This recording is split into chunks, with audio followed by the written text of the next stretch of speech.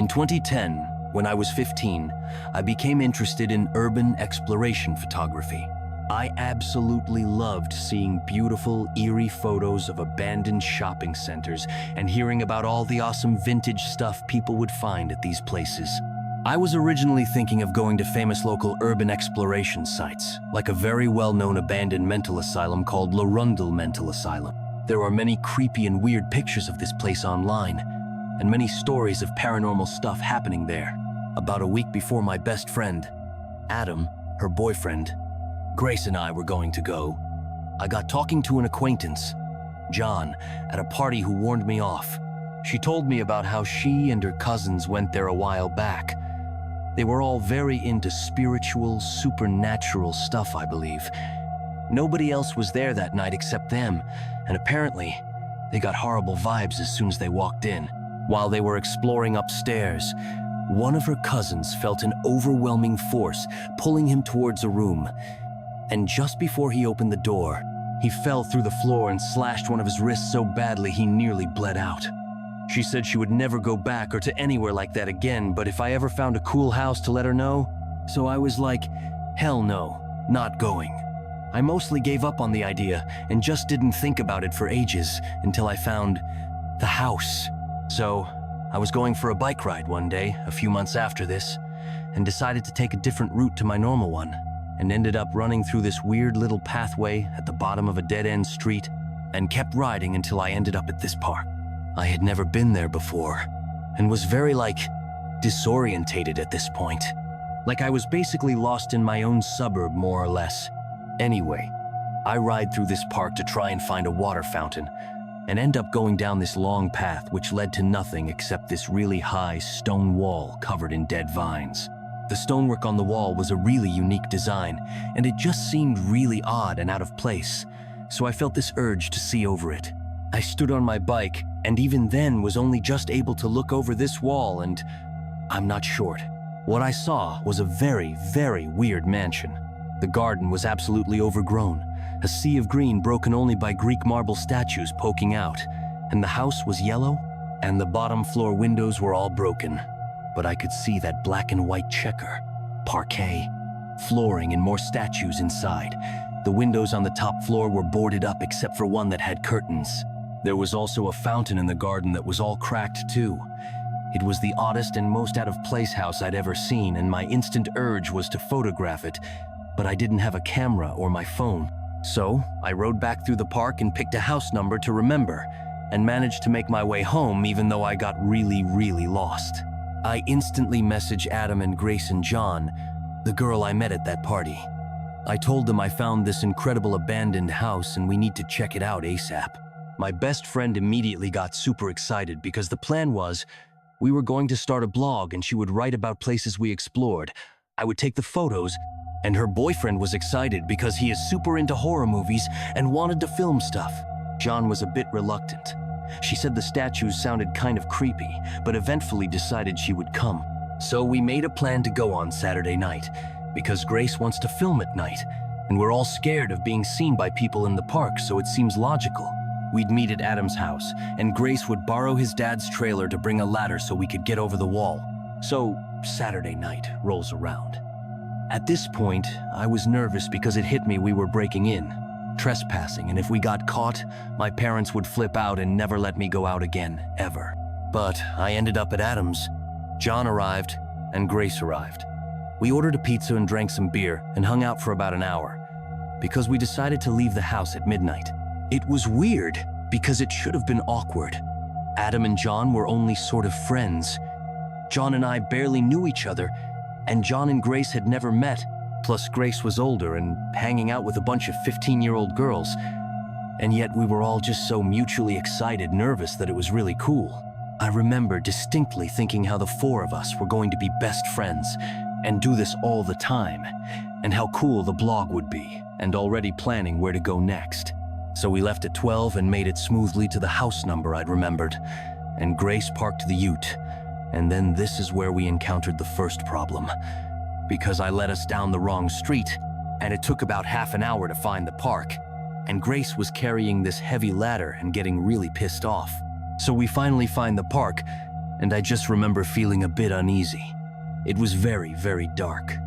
No lights in the park or streetlights were on, and it was really sort of still and quiet. So we start walking. I was leading the way and not even that sure that I was going the right way.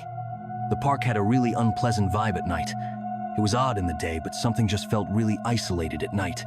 So we find the path and walk down, and sure enough, we reach the wall. We were ages away from the car.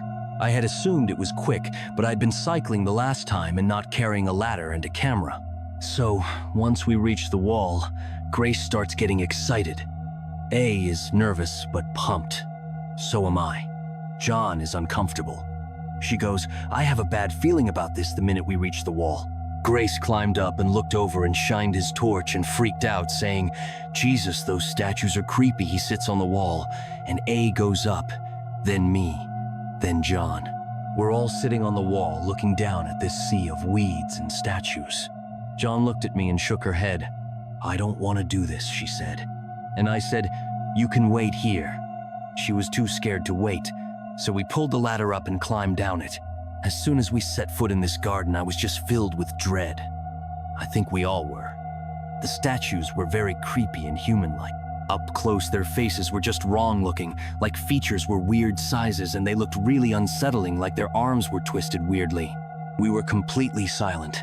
Grace is filming, and I'm taking pictures. We reach the back door, and it's unlocked. A goes, "That's weird," and we all nod. Once we step inside, we're in this huge empty room filled with objects, clearly statues, covered in sheets. Grace pulls a sheet off one, and we all scream.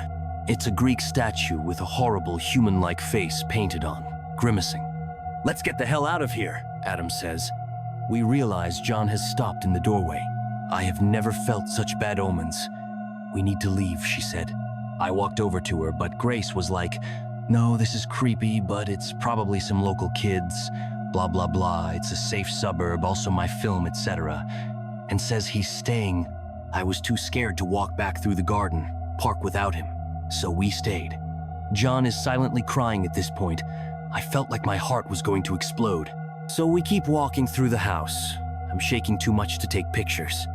We pass empty room after empty room, all filled with sheet-covered statues. We reach the bottom of a marble staircase.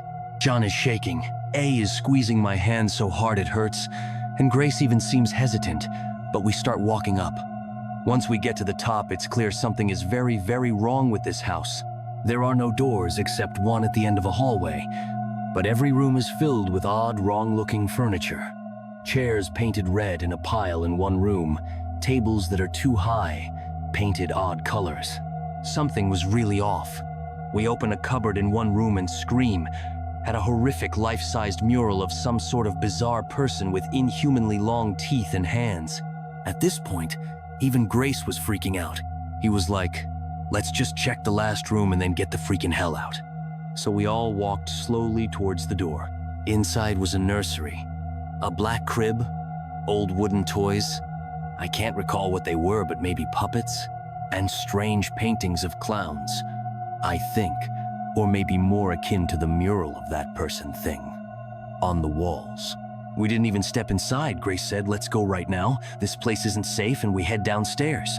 As soon as we get down, we all freeze, because some of the statues have been moved up against one wall.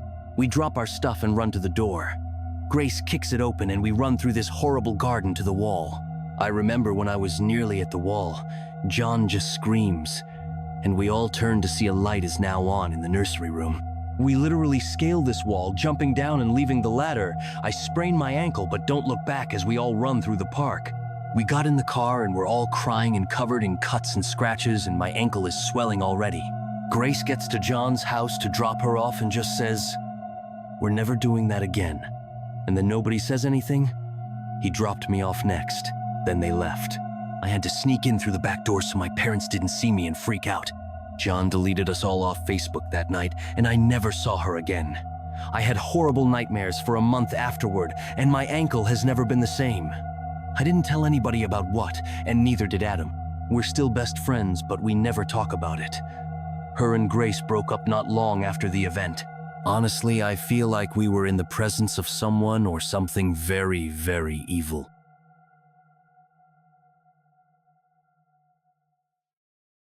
One of my favorite hobbies is photography. So one day, while visiting Virginia for a job I was working at the time, my friend and I decided to go look for some abandoned places to take photographs of since Halloween was just around the corner. So, after some driving around and some quick phone research, we find this 1950s-era abandoned insane asylum. We couldn't find a way in, and all the door entrances were locked, boarded off, and guarded by cameras. Finally, we found an old busted window that led to what once was the kitchen. After some quick thinking, we found an old chair and hopped in.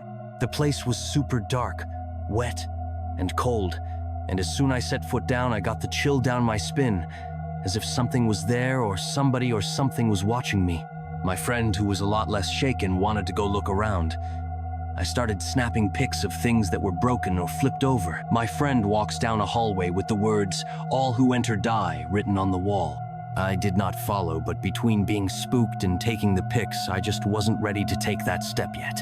It wasn't 30 seconds later, my friend comes speeding back in the room looking frightened, but trying to keep himself calm and said, "All right, I've seen enough, let's go." "Now," I said. "What happened? Did you see something?" He didn't say a word but walked past me and started climbing back out the window we came in. I was close to the hallway, and I guess my nature curiosity kicked in, so I leaned over and peeked down the hallway. At the end of the hallway was an empty chair. Something small was in the chair, looked like a ball or something, and the next thing I know, it slid off the chair and landed on the floor. I was totally freaked out. I screamed, "Oh, hell no," and ran for the window. My friend was waiting on the other side, so I threw him my camera and I leapfrogged out the window, cutting up my hands in the progress but not really caring about it. We ran back to the car, got in, and sped away. It wasn't until a few minutes and a few miles later we finally calmed down enough to talk to each other about what happened. I said, "Did you see that ball in the chair? When I looked down the hallway, I saw something in that chair and then it fall to the floor." My friend looked at me with shock and disbelief in his eyes and said, "It wasn't a ball. I was walking down the hallway, peeking into the empty rooms, and it was creepy seeing the flipped over beds and stuff scattered everywhere. But when I got closer to the end of the hallway, what looked like an empty chair, a small doll sitting there. I thought I was spooky, but probably some crackhead put it there. And as soon as I thought that, the doll went from sitting up to laying over. So I ran out of there. I thought I might have overreacted and maybe it was a breeze or something that knocked it over. But once you said it got knocked to the ground, I knew it could have been a breeze. And that totally freaked me out. So yeah, I know it doesn't sound very scary, but you had to been there. With the combination of cold and chills and how quiet and secluded it was, just made a perfect condition, so be scared more than I ever have before.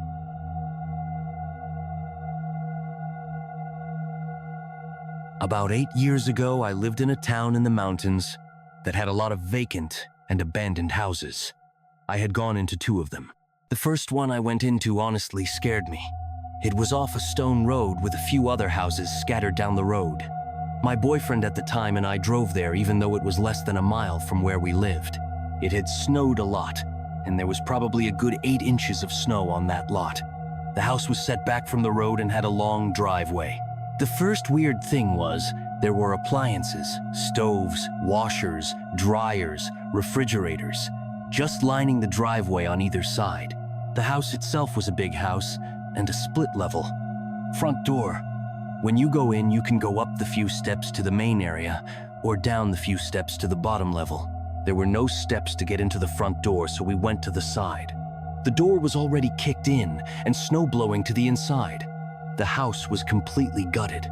We went in, and there were those really tall Jesus candles you can get from like the dollar store lining the hallway on both sides.